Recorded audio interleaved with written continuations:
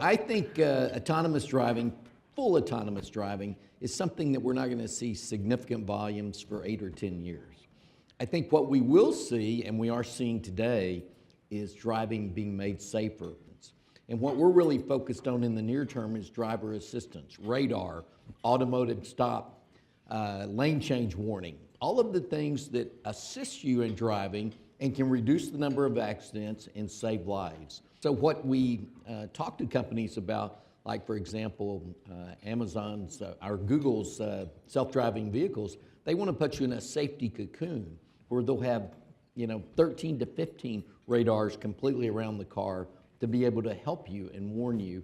And it's interesting, I've ridden in several of their vehicles, and you can be driving down the road, and if the wind blows a branch on a tree, the car will move, so they've got to still work on the learnings associated with it. But the bottom line is it's fantastic because it really reduces the number of accidents. It will save lives, and it will help improve the economy because of just the reduced cost of accident. Yeah. And while you're sitting in that safe cocoon, you guys also do work on infotainment and issues like that while you're sitting there. So tell us some of the cool things you guys are working on there. Yeah, so we just announced at CES this year a single chip solution with our so-called i.MX family, an apps processor, where we can have one processor that will control the complete instrument panel. And so the car companies then, it makes it easier for them to develop a vehicle associated with it. And our products have really taken a leadership position in simplifying the process for the automotive companies, in enhancing the user experience. Right.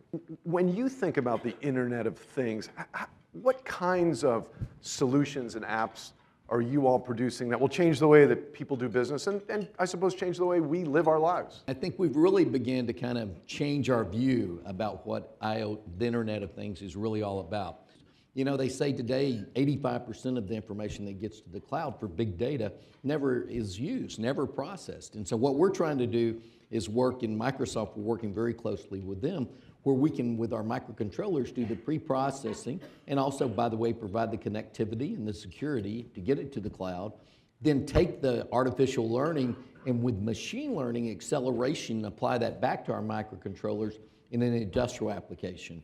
A more buoyant ability to monitor physical tools, et cetera, machinery, could have this amazing ability to increase margin structure in terms of having mountains or armies of maintenance people, et cetera, knowing exactly when a machine's going to go down. And I think it's even more than that. I mean, because it's going to be voice. So instead of someone having to key in, an operator who's got their hands full working, they'll be able to talk to it and actually take that information and process it. Get your just general observations about the technology sector in China, the true sort of Chinese organic technology companies, what your thoughts are, observations. I think when you get to hardware, actually when you look at it, all of your smartphones or most of your computers are either built in Taiwan or China, so Greater China.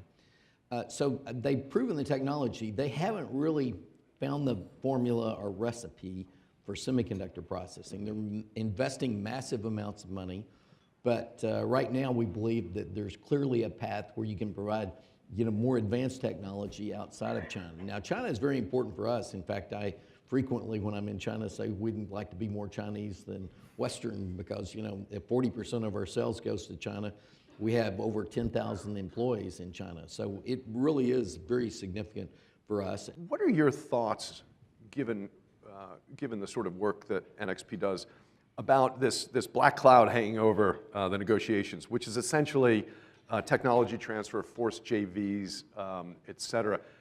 How do you guys protect yourself from that? And then perhaps more importantly, how do you think it's going to get rectified? I was invited by the Dutch Prime Minister to meet with the Prime Minister, not the President, but the Prime Minister of China about 3 or 4 months ago.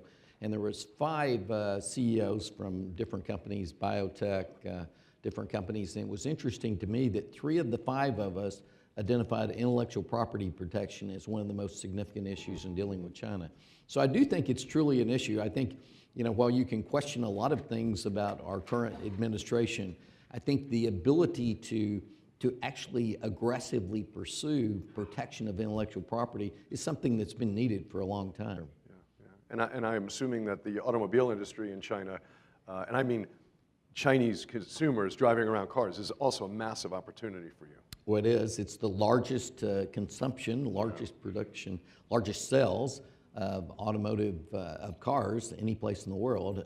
It's like 50% larger than the U.S.